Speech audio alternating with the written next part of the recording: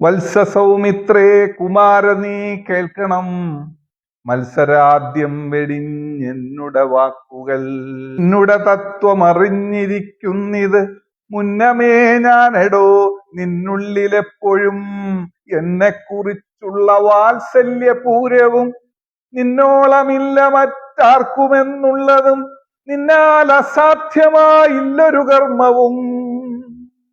നിർണയമെങ്കിലും ഒന്നിതു കേൾക്ക നീ. നമസ്കാരം.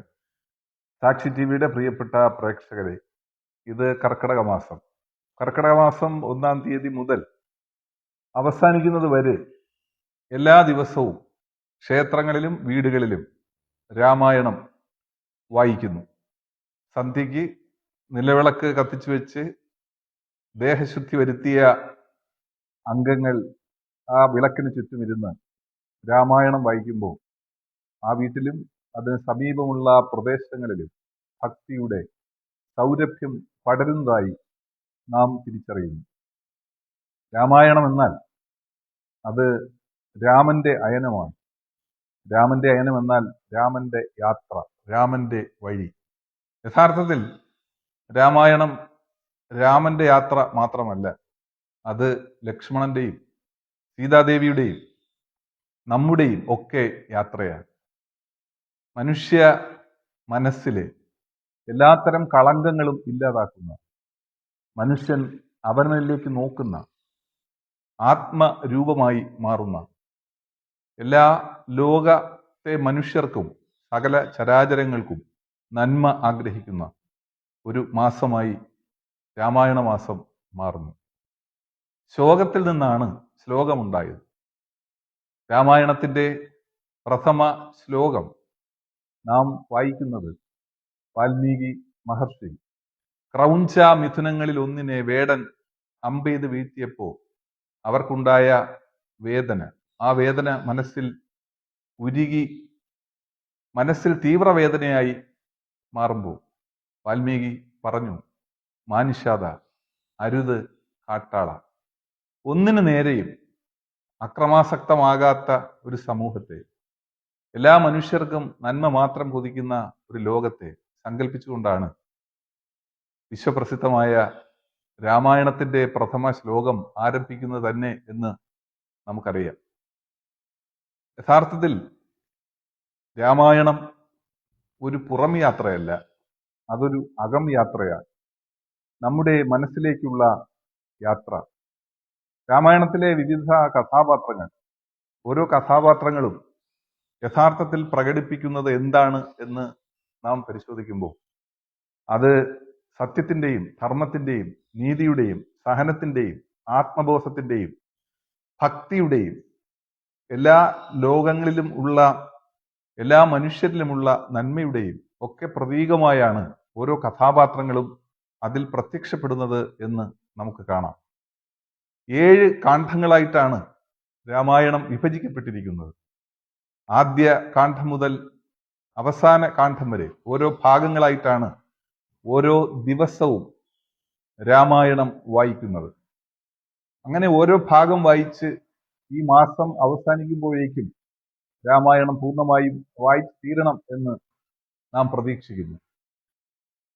ശാസ്ത്ര സാങ്കേതിക വിദ്യ വികസിച്ചിരിക്കുന്ന ഈ കാലത്ത് നമുക്കൊട്ടേറെ അറിവുകളുണ്ട്, പക്ഷേ വിവേകമില്ല. അറിവുകൾ വർദ്ധിക്കുകയും വിവേകമില്ലാതാവുകയും ചെയ്യുന്ന മനുഷ്യർക്ക് അറിവിന്റെയും വിവേകത്തിന്റെയും പാഠങ്ങൾ പകർന്നു കൊടുക്കാൻ രാമായണത്തിലൂടെ കഴിയുന്നു.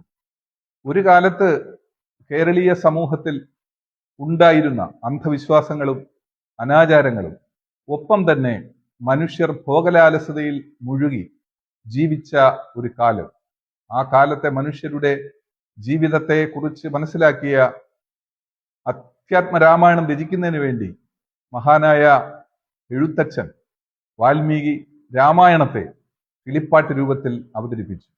ഇന്ന് വീടുകളിൽ എല്ലാവരും പാരായണം ചെയ്യുന്നത് എഴുത്തച്ഛന്റെ അധ്യാത്മരാമായണം കിളിപ്പാട്ടാണ്. നമ്മുടെ വീടുകളിൽ ഇങ്ങനെ അധ്യാത്മരാമായണം വായിക്കുമ്പോൾ ഓരോ ദിവസവും ആ വായനയിലൂടെ ഹൃദയശുദ്ധീകരണം സാധ്യമാകുന്നു എന്നാണ് നാം തിരിച്ചറിയുന്നത്. യഥാർത്ഥത്തിൽ പ്രകൃതിയുമായി ഉള്ള ബന്ധം മനുഷ്യർ മാത്രമല്ല, എല്ലാ ജീവജാലങ്ങളും ഈ പ്രകൃതിയുടെ അവകാശികളായി മാറുന്നു, അങ്ങനെ ഭൂമിയുടെ അവകാശികളായി മാറുന്നു എന്ന തത്വം കൂടി രാമായണം നമുക്ക് പറഞ്ഞു തരുന്നുണ്ട്. രാമായണത്തിലെ കഥ കൂടുതലായി നടക്കുന്നത് അത് കാടിന്റെ പശ്ചാത്തലത്തിലാണ് എന്ന് നമുക്കറിയാം. പഞ്ചവടിയും അതുപോലെ അണ്ണാൻ മുതൽ വാനരന്മാർ വരെയുള്ള ജീവജാലങ്ങളും എല്ലാം ചേർന്ന ഒരു പശ്ചാത്തലത്തിലാണ് അത് നടക്കുന്നത്. മാത്രമല്ല, എങ്ങനെയാണ് കുടുംബജീവിതത്തിൽ സ്നേഹം വളരെ തീവ്രമായി ഉണ്ടാവുക എന്നതും രാമായണത്തിൽ നാം കാണുന്നു. വനവാസവേളയിൽ രാവണൻ സീതയെ തട്ടിക്കൊണ്ടുപോകുന്ന ഒരു സന്ദർഭമുണ്ട്. അങ്ങനെ പോകുന്ന ഘട്ടത്തിൽ ശ്രീരാമൻ സീതാദേവിയെ അന്വേഷിച്ച് വനത്തിലൂടെ നടക്കുമ്പോൾ അദ്ദേഹം ചുറ്റുപാടുമുള്ള എല്ലാ ജീവജാലങ്ങളോടും ചോദിക്കുന്ന ഒരു ചോദ്യമുണ്ട്: എന്റെ ജാനകിയെ കണ്ടുവോ?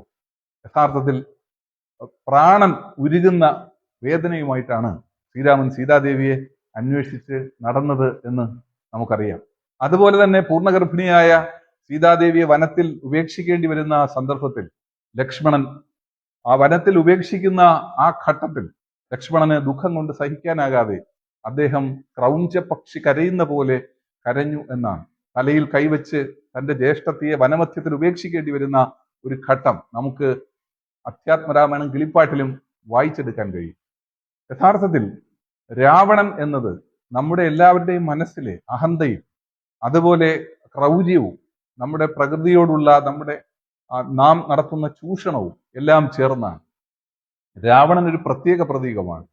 കാരണം എല്ലാ മനുഷ്യരുടെയും അകത്തളങ്ങളിൽ ഒരു രാവണൻ സ്ഥിതി ചെയ്യുന്നു എന്ന് കൂടി നമുക്കിതിൽ കാണാം.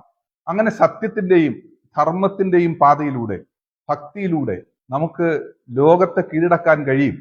എല്ലാ മനുഷ്യരെയും ഒരുമയോടെ ഈ രാജ്യത്ത് പുലരാൻ ആവശ്യമായ ഒരു സാഹചര്യം ഉണ്ടാക്കാൻ കഴിയും എന്ന പാഠം കൂടി നമുക്ക് രാമായണം പകർന്നു നൽകുന്നുണ്ട്. അത് കേവലമായ ഒരു പുസ്തക വായനയല്ല, മറിച്ച് അത് നമ്മുടെ ജീവിത വായനയാണ്. അത് ഒരു ഉൾനടത്തമാണ്. ഓരോ മനുഷ്യനും അവന്റെ ആത്മാവിനെ കണ്ടെത്തുകയാണ് യഥാർത്ഥത്തിൽ രാമായണത്തിലൂടെ ചെയ്യുന്നത്.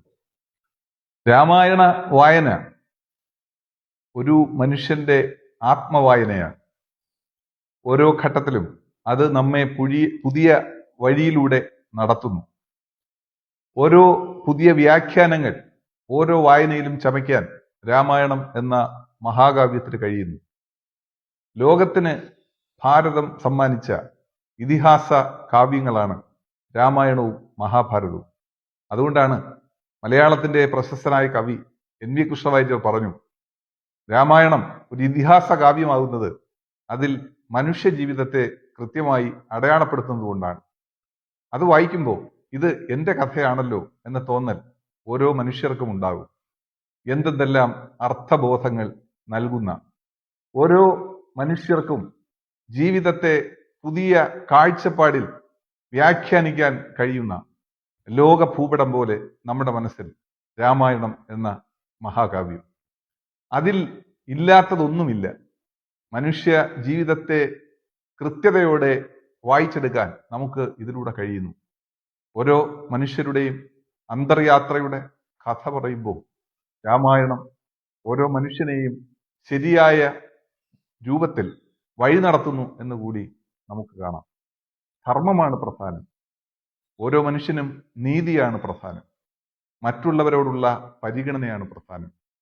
സ്നേഹമാണ് ഏറ്റവും ആത്യന്തികമായി നിലനിൽക്കേണ്ട വികാരം. ക്രോധാവേശനായ ലക്ഷ്മണനോട് രാമൻ പറയുന്ന ലക്ഷ്മണോപദേശം എന്ന ഭാഗം തന്നെ നോക്കൂ. മനുഷ്യ ജീവിതത്തെ ഇത്രയേറെ അടയാളപ്പെടുത്തുന്ന, കൃത്യതയോടെ വായിക്കുന്ന മറ്റൊരു കാവ്യവും നമുക്ക് കാണാനാവില്ല. ലക്ഷ്മണോപദേശം നമുക്ക് കൂടിയുള്ള ഉപദേശമാണ്, എല്ലാ മനുഷ്യർക്കുമുള്ള ഉപദേശം. ഈ ഭക്തികാവ്യം നമ്മുടെ ഗൃഹാന്തരീക്ഷങ്ങളിലും ക്ഷേത്രങ്ങളിലും മുഴങ്ങുമ്പോൾ, നമ്മുടെ ചെവികളിൽ അത് സംഗീതമായി അമൃതവർഷമായി പെയ്തിറങ്ങുമ്പോൾ, രാമായണ മാസം ഭക്തിയുടെ മാസം മാത്രമല്ല, സഹനത്തിന്റെയും നന്മയുടെയും മനുഷ്യത്വത്തിന്റെയും മാനവികതയുടെയും ഒക്കെ പ്രകൃതി സ്നേഹത്തിന്റെയും ഒക്കെ നിറഞ്ഞ അന്തരീക്ഷത്തിലാണ് ഈ രാമായണ മാസം നിലകൊള്ളുന്നത്. നിശ്ചയമായും ഈ രാമായണ മാസത്തിൽ നമ്മുടെ നാട്ടിലാകെ സൗരഭ്യം പടരട്ടെ, എല്ലാവർക്കും നന്മകൾ ഉണ്ടാകട്ടെ എന്ന് സാക്ഷി ടിവിക്ക് വേണ്ടി ആശംസിക്കുന്നു.